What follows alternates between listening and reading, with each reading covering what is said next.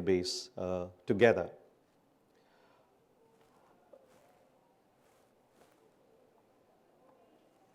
What we now have,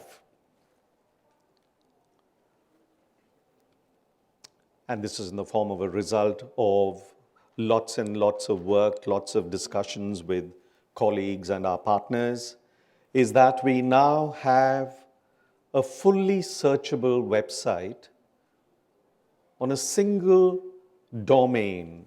And in this particular case, obviously, it's ELT. So if you're looking for research scholarship details about India, then here is a database that's going to give you that kind of help straight away. And the website will have three kinds of information. It already has most of the research data that we have collected from the English and Foreign Languages University over a 10-year period, beginning 2005. We also hope to add, I must say, information that is now available from at least 20 institutions in the country where ELT research is happening. And thirdly, I need to express my thanks to our colleague Amol, who will join us shortly, for graciously allowing us to use data from his own work. Amol put together a directory of English language education research in Indian universities, and that is going to be a significant part of this website. So to go back to what I was saying, very simply, we have 4 aims. Firstly, we want to put together a directory that will be available to all of us when it comes to ELT research in the country. So this is basically our focus. We want to make everything available in one single database. Secondly, what you're going to see now is the online version. We did bring out a kind of interim project report in the print form, and we are hoping from sometime next year to keep bringing out print versions of periodic research findings from the database. But the database itself is going to continue, we hope, indefinitely. Thirdly, we're hoping that this particular research project will help researchers in the country network with one another, institutions within the country to network with one another, the Hyderabad Central University Center for English Language Studies, for instance, which promotes ELT research, and the EFL University can get together and do work. Scholars in HCU can work alongside scholars at EFLU, and so on. But we also want to make sure that when the bug actually bites, there will be a great deal of collaboration between researchers in India and researchers abroad, and institutions in India, like EFLU, and institutions abroad, like the University of Warwick. So we have this major objective in mind, and we hope to get this going in a couple of years in full steam. Right. I think I should stop there for the moment and hand over the microphone to my colleague Lina for the real thing. How will you fix it? Do you want to hold it then? You fix this.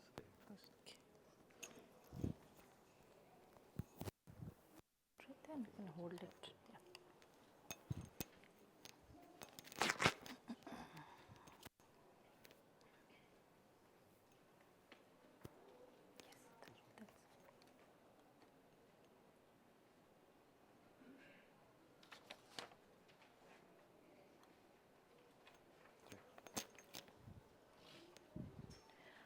Thank you, Professor Gunashekar. Good afternoon, everybody. So as he pointed out that we have put together this database from 2005 to 2014, and we hope that it will keep growing in the coming years. So I'll give you a demonstration of how the website works.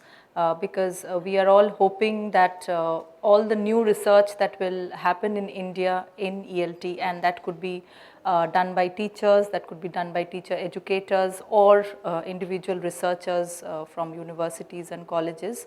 We are hoping that we will have the institutions and the individuals keep uploading their research details so that it becomes a ready reference for other young researchers to know what is happening in the field, keep abreast with the current research findings, paradigms, directions, etc. And also make an informed choice that most of the times, I mean, this is something that I have found many of my students coming and asking me that what do we research on?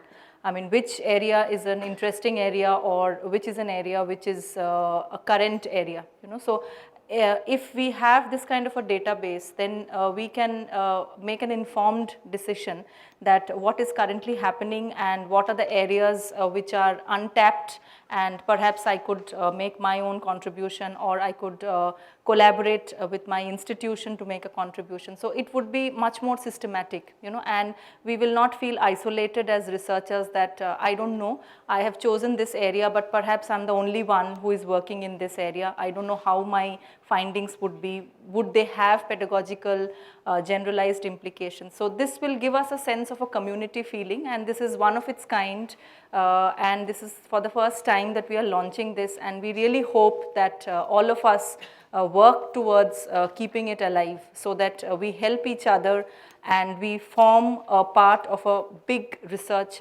community. So which is why I would be demonstrating the things that you can do on the site. It's pretty simple, but we are hoping that each one of you will train probably a few hundreds more who would be able to upload their details, So if you have any questions, we have given you sheets of papers. So if you have questions, kindly put them for us so that we will try and address them at the end of our session. And if not, we could always respond to them. I mean, you could write to us and we could always respond to them, because these are genuine questions that you need to get answers for so that you can keep the website alive. So it has to be, I mean, it's a bi-directional process. I mean, we have put this site together, I mean, a lot of hard work and a lot of academic decisions, etc. But now the fate of the site will depend on how collectively we enter and upload data on the site. So with that, I'll begin the demonstration of the site. So this is the pathway that you can use. And for the time being, if you go to the TEC conference 2015 page, it's also available there.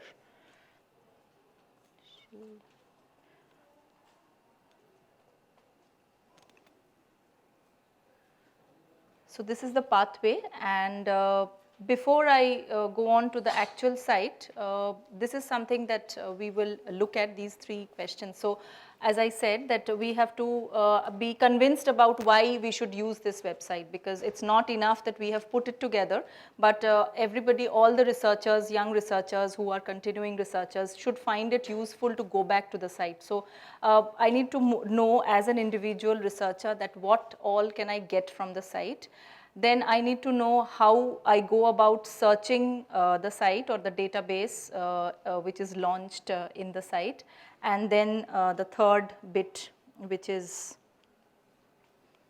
how do I upload my research details. So what are the things that I need to upload? Is it the entire paper? Is it the entire thesis? Or is it just the reference details? So these are things that I would be discussing. And if you have questions, as I said, that kindly put them down so that we can take them after our presentations get over. So let's first see what we can get from the site. So this is how the site looks. So this is the first look of the site. And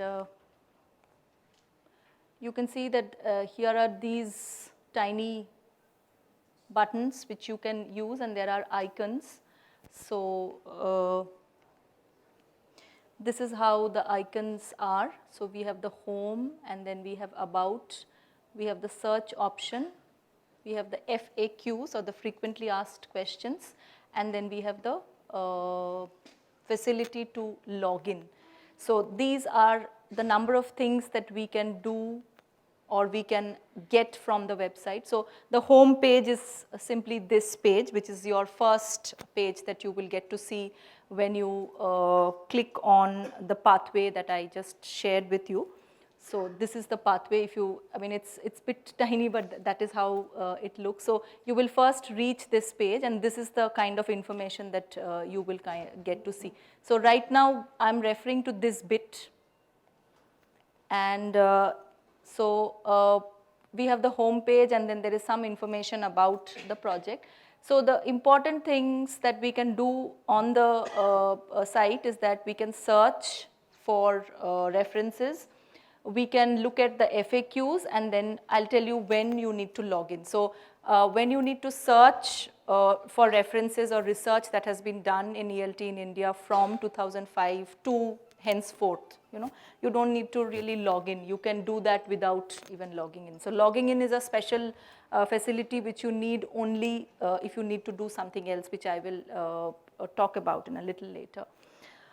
So let's move on to, I'll begin with the FAQs, that what is the necessity of looking at FAQs, or what will you get by looking at the FAQs. So this is how the FAQ, so I'll take you to the landing site, and this is where the FAQs will feature. But if you want to look at all of them in a set, you will have to go to this icon. So you go to this icon. Yes, and then if you press on that, you come to this page. So again, you have the list of all the FAQs. Can you see how it's arranged, that you have the blue, the questions in blue? Yes, and then you have a tiny plus sign beside each question in blue. Yes, can you notice that? Yeah, so how can the FAQs help me? They would give me information about the survey, the rationale of the survey, where was it conducted, years, so on and so forth. So information, and what all I can do with the online database. So it will give me all the details. So if you click on each of the questions, so what do you need to do? So you have the FAQs, and if you click on the plus sign here, this is how it will appear. So let's say I have chosen the second FAQ, how do we define ELT research in India? And then you get the information under that question. Yes. So to make it a little more easy to read, this is what, I mean, the font is a little strange, but this is how it looks. I mean, this is the answer for that FAQ, that how do we define ELT research in India? Yes. So if we quickly look at that, we understand research as original investigation undertaken in order to gain knowledge and understanding.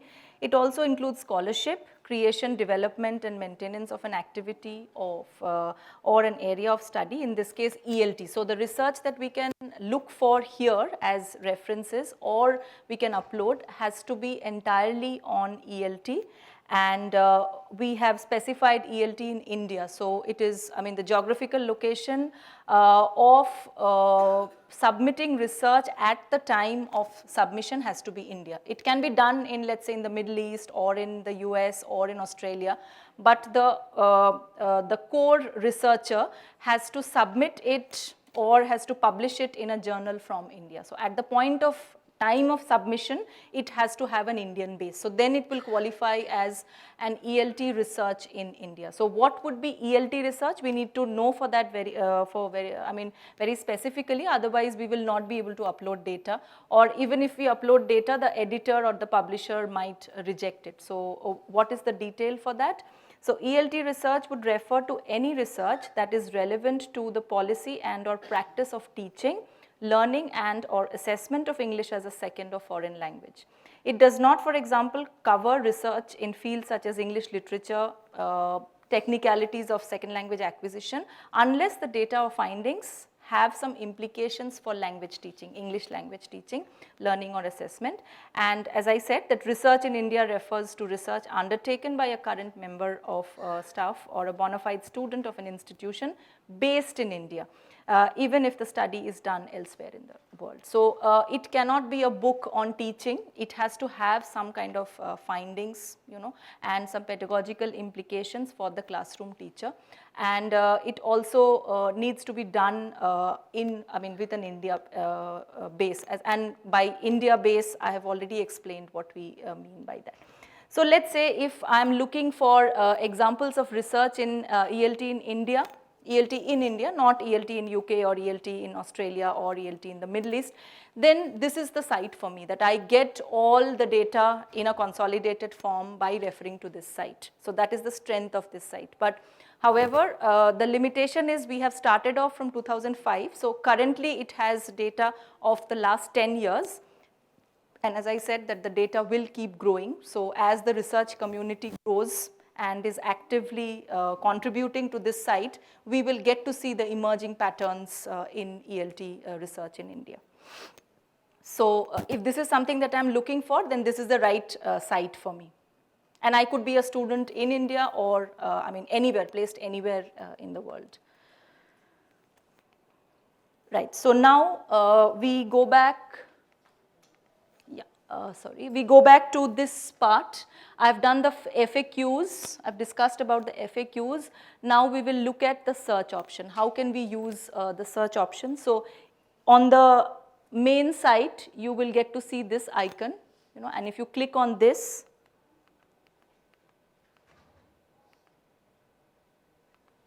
this is the first landing page for the search option. So when you click on the search option here, this is what you get to see. Yeah. So let me quickly go through the page for you. So here you have survey of ELT research in India, and on one hand you have this column which has these tiny boxes. I will explain what they can do for you in a little while, but let us first look at this bit, and you can scroll down this list, and you can have a look at the main reference, by which I mean that you can look at the author, the date and the title of the publication. Yes, but you do not have any other information here because it is given as a list, the publications that are available for an author under a particular year, so on and so forth. So here it does not have too many details because it would look very crowded. So we have deliberately kept the information at the minimum. So the minimum information is the author details, the date and the title of the study. Then what we can do is we can click on, can you see this icon, view details? Yeah, so if we click on view details, and let's imagine that we are going to look at the first view detail, this is how it looks. So it has the full reference now, year, the title of the publication, and then what is the nature of this publication. So can you see that this is a PhD thesis from Pune University, which is an university in India, and it shows the country of research. So can you make a link to what I said a little while ago, that ELT research in India need not be, my subjects of study need not be only Indian learners, but I have to make sure that at the point of submission of my research or publication, I am based in India, right?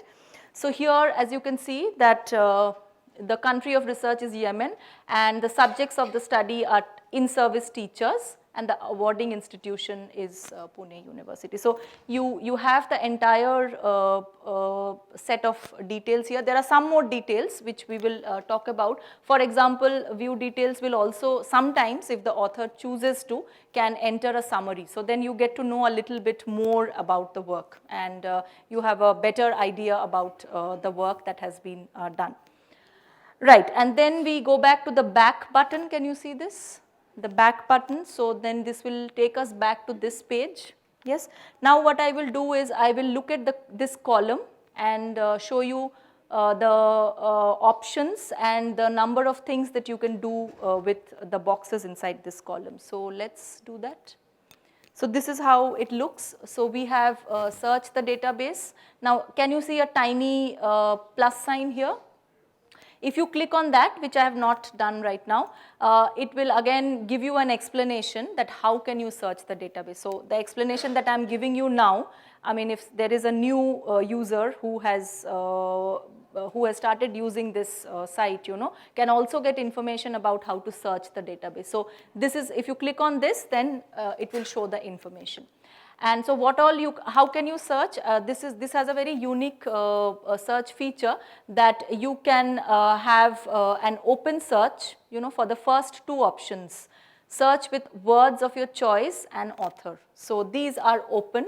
Yes, you can type in any word of your choice. Yes, and of course it has to match the database. So let's imagine you type in our author's name whose name does not feature in the database, you will not get any results. But let's say you know that okay, this is a researcher and you must have heard from someone, or you must have met this person somewhere and know that this person has submitted a paper or has a thesis, and if you type that name, then perhaps you will that will show the information on the database.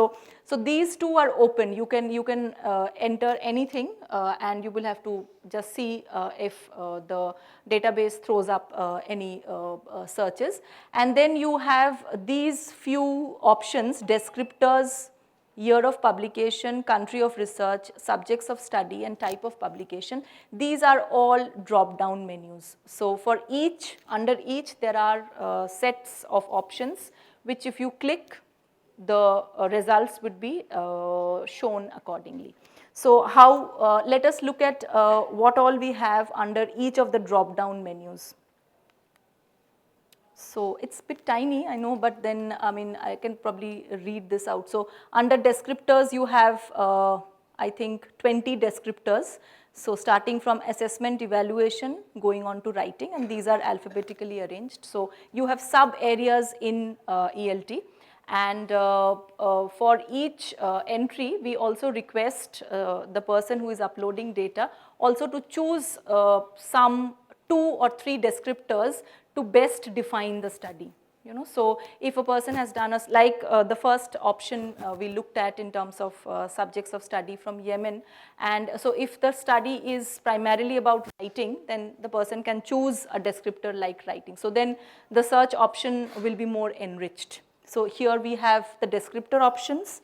Then we have the year of publication, and this is predefined 2005 to 2015.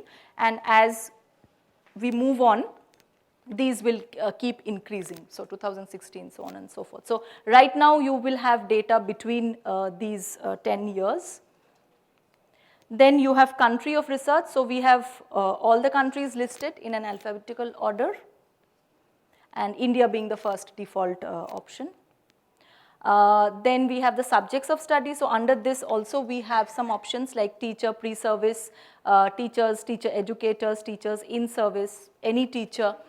Then other stakeholders, then we have other stakeholders, NGO, learners, professionals. So the entire list is not showing here, but it has something around 10 to 15 descriptions. So you would also get to know specifically which groups have been chosen as subjects of the study. So it need not be only learners, it can be a combination of learners, teacher educators, and other stakeholders. So this is the subjects of the study. And then you have type of publication. So under type of publication, we have 7 types, starting from an authored book, chapter in an edited book. Then we have journal article, papers and conference proceedings. Then we have thesis, MPhil, self-published items. So those are the options available. Right.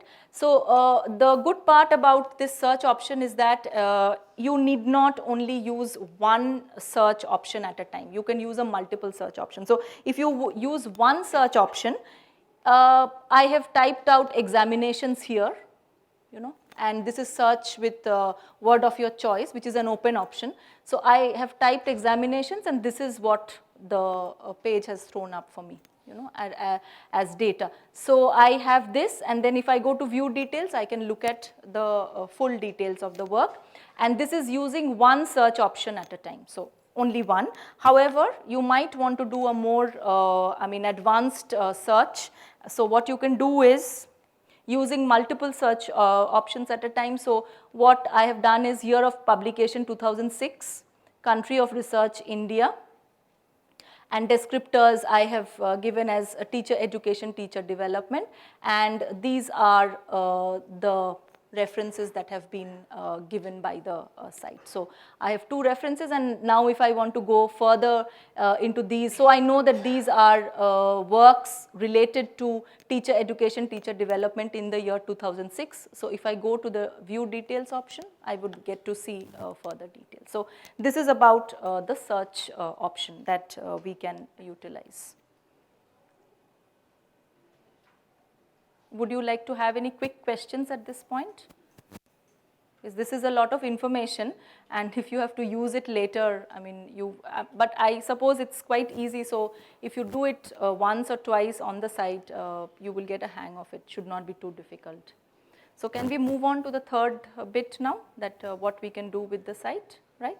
Okay, so this with this we complete the search, the search aspect here. This green button, and now we will go on to the next important aspect that we can utilize the site for, and which will keep the site alive, is the uploading bit. So let's see what we have to do in order to do that. How do I upload my research details? Okay, so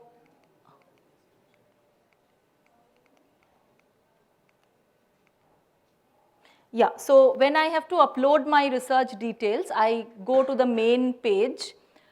So long we were dealing with search the database, right?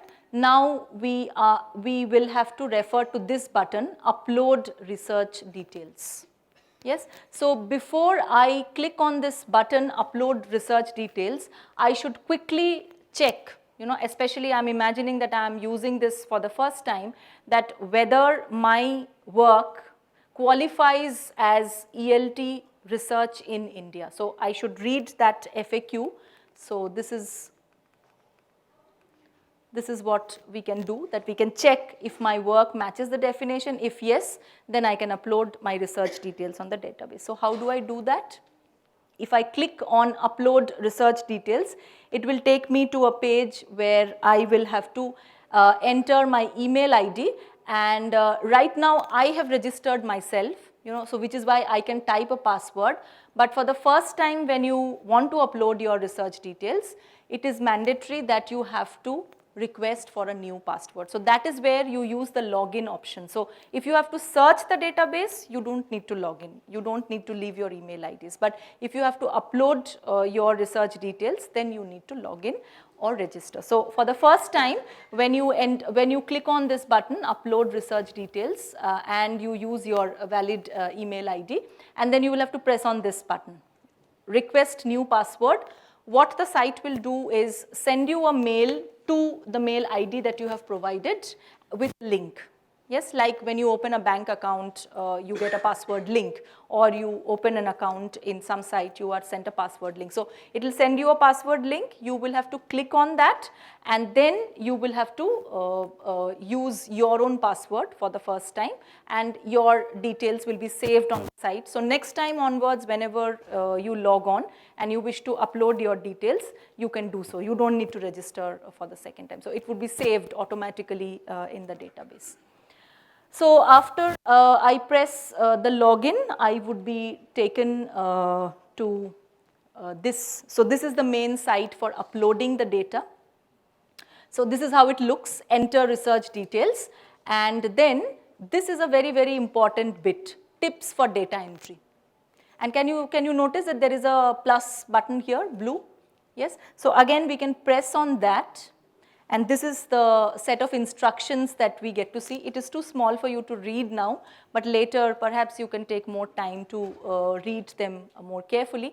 Basically, it gives you information on how you have to enter your details, starting from things like punctuation, capitalization, because it is very important that if you do not follow these rules, then what happens is when you finally get to see your details published on the site, there are errors in spacing, errors in punctuation and things like that, because the software itself generates the punctuation. So with, like say for example, if you are entering your title, you do not need to put a full stop at the end. The software will automatically generate that. So these are things, or the rule for capitalization, that if you do not follow those rules, then whatever data you have entered, it would show up as error in the view details page.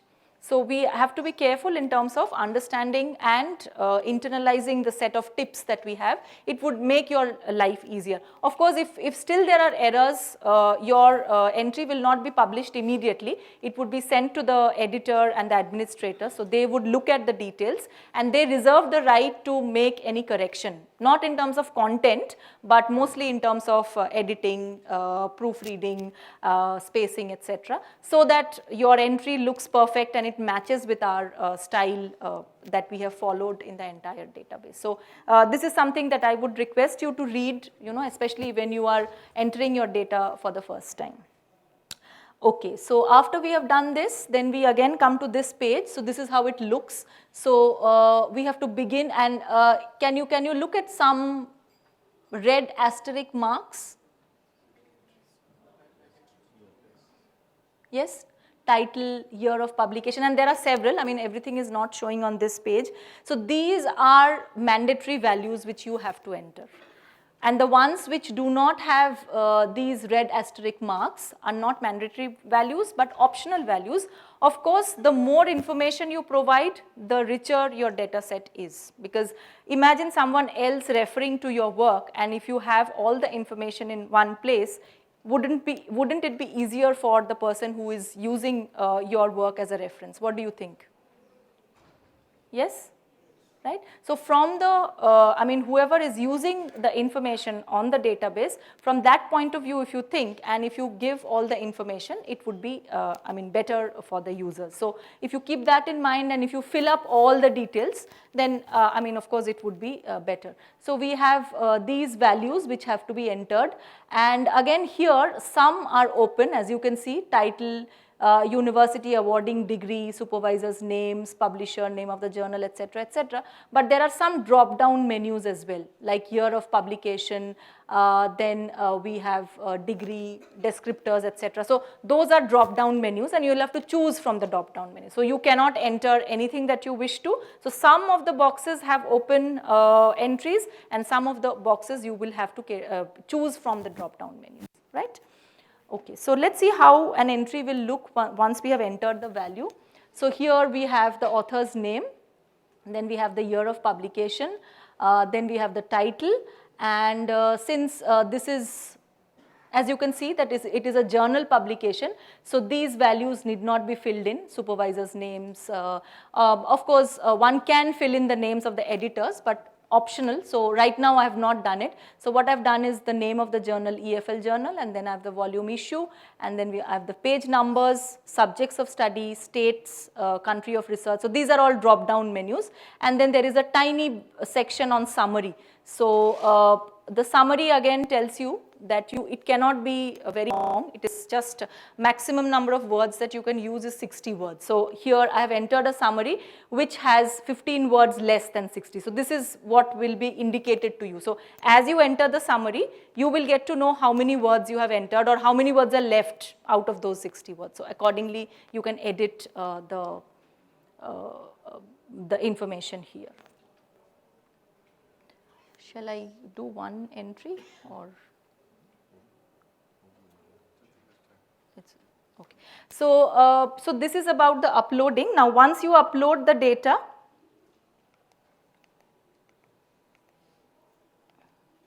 think it's not showing.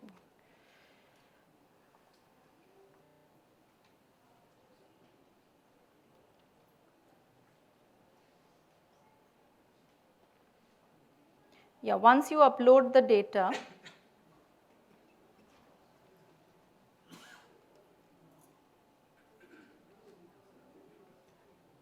yeah, so you can click on the submission complete, and then you can submit. And the moment you submit data, you will get to see a preview of what you have entered. And if you are happy with that, don't want to edit it, you can do a final submission. So then it would be sent to the administrator, who will take a few days time to finalize that, and then it would be published on the database. So this is how it will work. And in case after it is published and you still are not happy with the content, or you need to make some changes, or you notice that there is some error, you can then request, you can send a mail to the administrator, and you can indicate the changes that you want to be done to the entry, and those would be accordingly done, but that will again take a little more time. So it would not be done immediately, maybe 2 or 3 days time. So that is how it will work. Right, so that is, yeah, more or less about.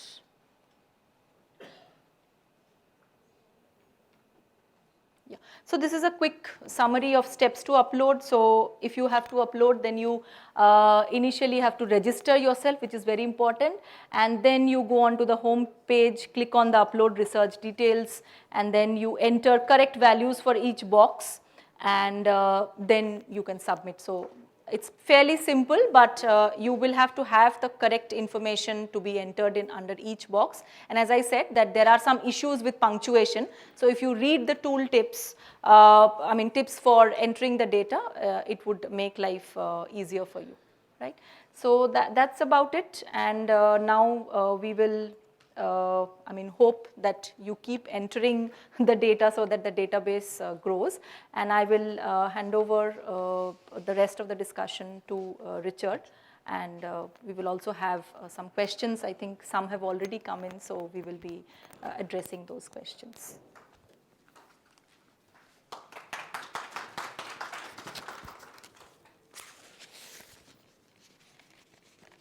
Can we go back to Paul's PowerPoint? Yes.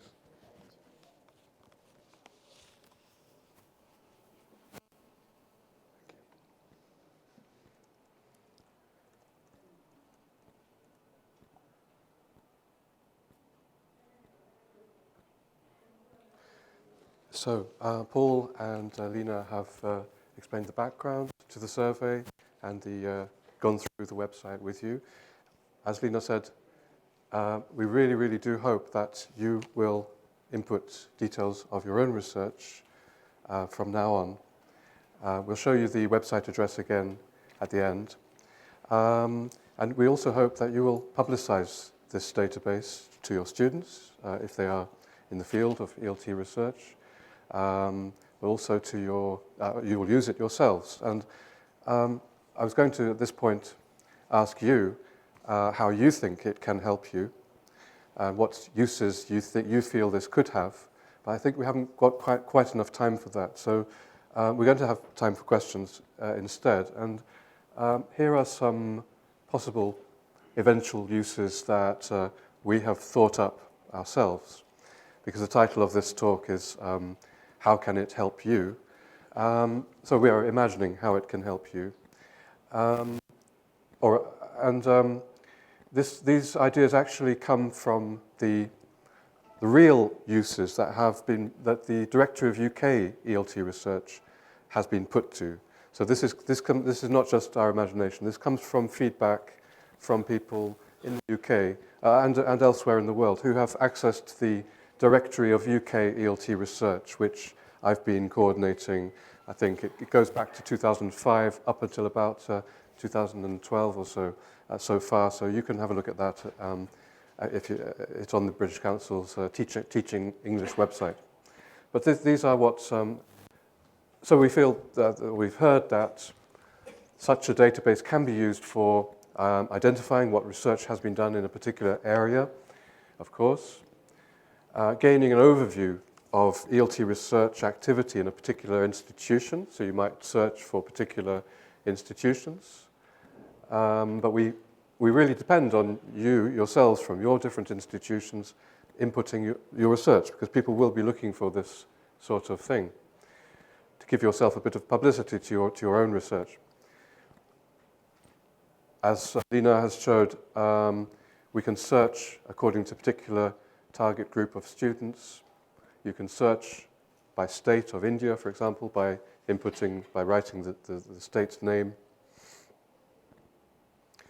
For your own research, you can discover sources that you can build on.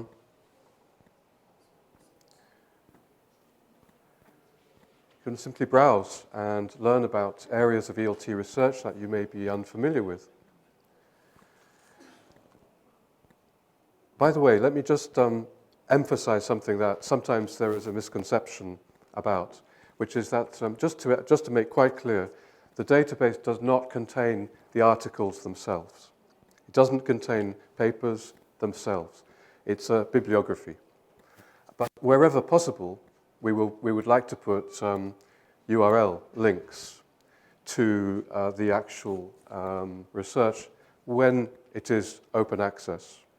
We won't do that if it is a journal which has a website, but that's only available to people who pay money. So we won't put the URL in that case, but we are very much hoping we can put URLs whenever something is open access. And just to make quite clear one more thing, that from experience of the UK directory, we find a misconception. There is no evaluation of your research. Okay, we are going to accept everything that looks like it is counted as, can be counted as ELT research, according to the criteria that Lina has mentioned. But there is no peer review. There is no judgment, is it good research or not? Because that has come through consultations with many institutions over the last 2 years, and we do have to thank, I can see some of you in the room, from the decision. Of course, there was debate. Should we have a quality review? Should we make sure that only good research is included? But the decision was made by the group. It's much better to have an overview, to have everything included. And this year, we are now moving into a year when we will be able to look at research in India, to have an overview, and for suggestions to start to be made about how research can be enhanced in India. In general suggestions, but not specific judgments on individual research. So let me just carry on with the possible uses. Gaining access to otherwise inaccessible research through knowing about it, as Paul said at the beginning. At least you can know where things are and find access to them. Evaluating the current state of ELT research in India, which I just mentioned, is something that we can now start to do on this basis. Identifying gaps in ELT research that need to be filled. Another hope we have is that some kind of overall research agenda might come out of seeing what is being done now. For students, informing oneself about where to do a PhD or MPhil, seeing which places, which institutions have published have theses. Paul mentioned earlier cross-India collaboration and international collaboration for overseas institutions to find research partners in India. You can, of course, look at it from the point of view of what's going on in your institution compared with other institutions. Gain ideas about where to apply for a job, perhaps. Finding researchers to commission for a project one has in mind, so depending on who you are, the functions, the uses will be different. Identifying speakers for conferences or other events. Finding consultants for research capacity building projects. So that's what we've come up with in terms of possible uses. We do hope that you will find it of use. Now, I think we'll end now with some time for questions. If you've written a question, maybe Sri, you could collect any papers that you have questions. But Dibanja, would you like to chair the question and answer session? Thanks. Sorry.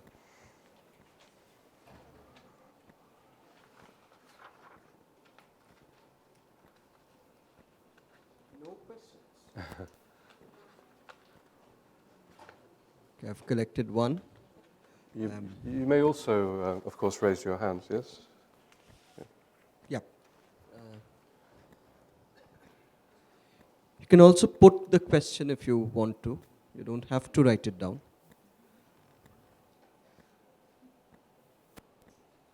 Kirti, is that a hand up? No, okay. Yeah. I think, why don't we start with the questions we've already received? I think I saw a couple of really interesting ones there. Okay, shall we begin with this one? Do we need to acknowledge the website when we provide a reference from the database? No, I don't think so. Definitely not. You're going to be able to find work, but then you just follow the normal procedure of citing the work itself. You wouldn't have to say that you found the information here. Of course, you would actually go and then read the work and cite it from that. There are some interesting questions maybe we all have to think about. Another question, how do we control fake updates? Sorry, fake uploads. I'll use this.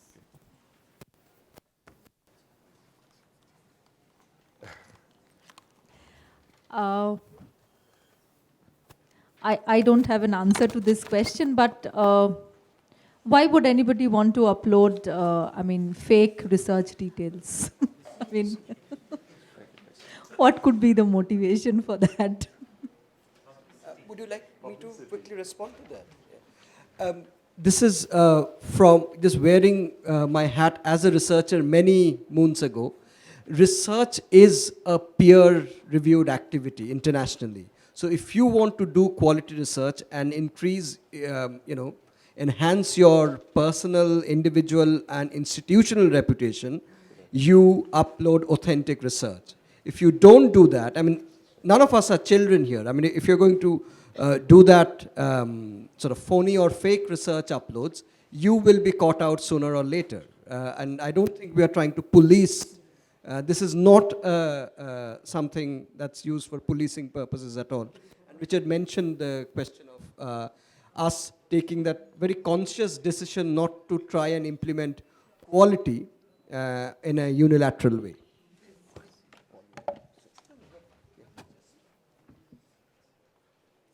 Does that answer the question? Amol, you had something to say.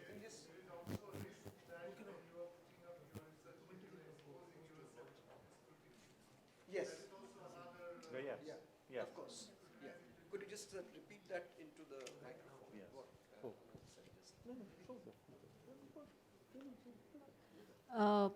Yeah, of course. When we are uploading research details, then we have to be open towards positive criticism, hopefully. But it is supposed to act as a reference list so that, as I mentioned, that young researchers get to know what is happening in the field and probably take it forward. So, but then, yes, of course. But I suppose it can generate discussion. That could be one way of looking at it. Not only feeling vulnerable that people might critique it in a negative manner. Yes, and Amal, did you mean also that if somebody uses...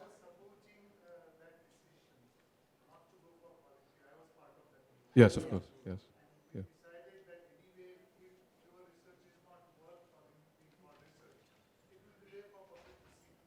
Yes. That's right. Yes, thank you very much. Yes. Are we providing anything for the budding researchers, how to go about it initially, and as well as the advanced researcher, how to go about it on the website? I think we would. The question is, are we providing anything, any advice for researchers? No, at present, no. We're just happy we've managed to do this. But I think that there is potential for putting up resources for researchers here. Yeah. And that will be part of, I think, a next phase of planning, which is to evaluate and to develop, help to develop capacity for research in India. Thank you. Also, as Richard said a few minutes ago, it's possible after an appraisal of the website to decide where you want to do your PhD, right? So a young person intending to do a PhD is going to be able to get some reliable information from the website. And for those who have registered already for a PhD perhaps, or are about to do it, but are looking for an area of research, again, the website's going to be tremendously useful. Because firstly, it'll give you an overview of all that's been done in the last 10 years in the country. Two, it will show up areas which still need to be researched into. It will tell you which areas have lots of work already done, which bits still need some attention. So I think budding researchers will find this database extremely useful. Choice of topic. There are a couple of questions here I'd like to sort of give very quick answers to before handing it back to Lina and Richard. There's a question about, do you have other ELT research directories other than India, or do you have future plans for that? From the British Council, the answer is no for the time being, but we do hope that this will encourage research-mindedness across South Asia region, and there is possibly, it's up to other British councils or ELT organizations to take that up. How will it help me find a job? Well, not in a very direct way, but if you are very focused on areas of research, it can help you track down institutions or individuals who you would like to work with. So that's how it works internationally as well. Do the site have copyrights for uploaded research? No, Richard dealt with that question earlier. Are you planning to develop an Android app? Not really, because this is again something we have discussed. And I was wondering, Ruma, if you'd like to take that question on devices. We did discuss it shortly. Ruma has been hugely instrumental in getting this thing up. Ruma Roy is my colleague at the British Council.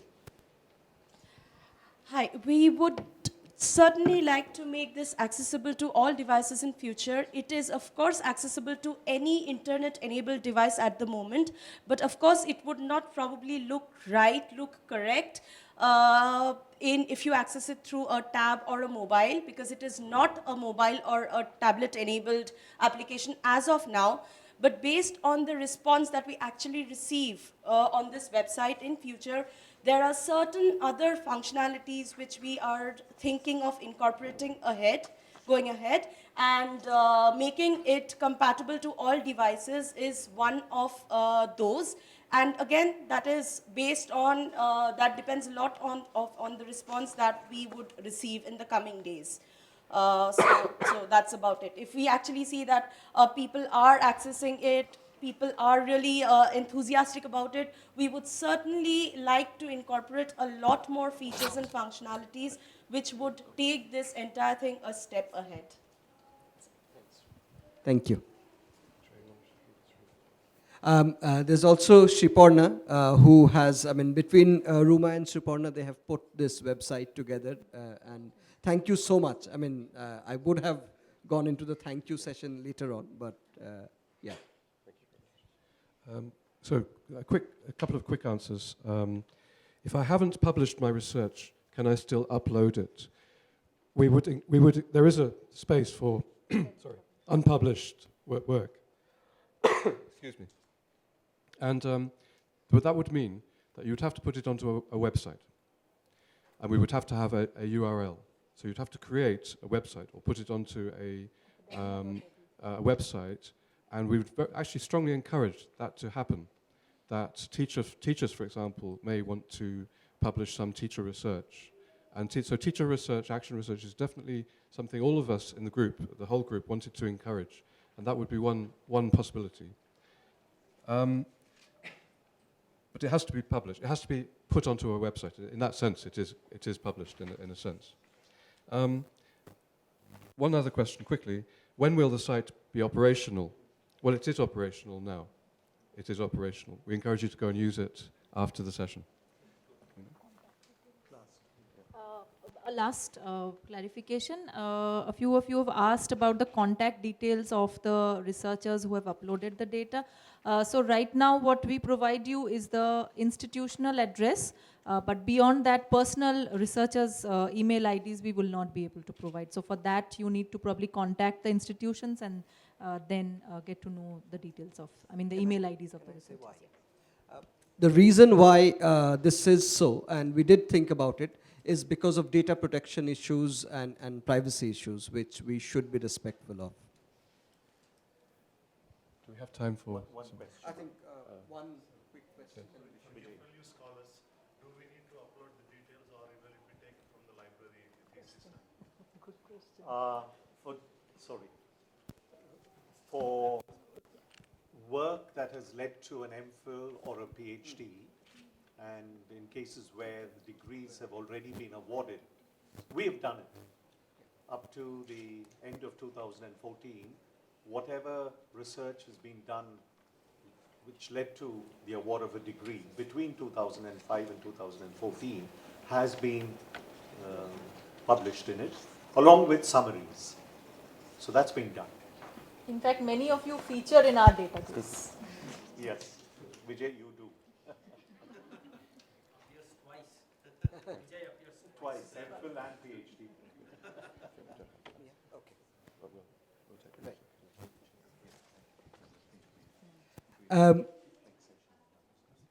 Can you just put the question a little? We are about to wrap up. We have to stick to time.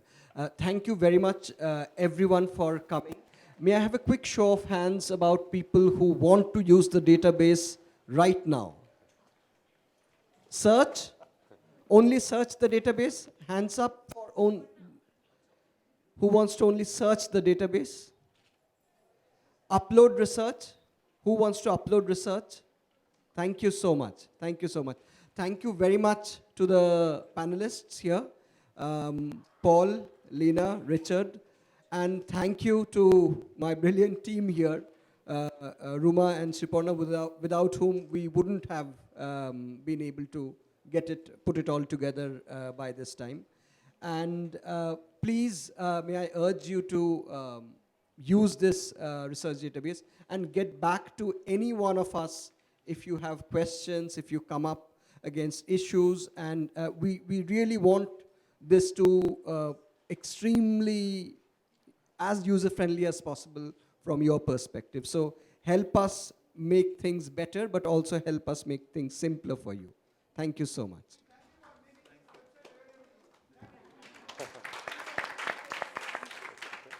Thank you. A small token of appreciation for the panelists.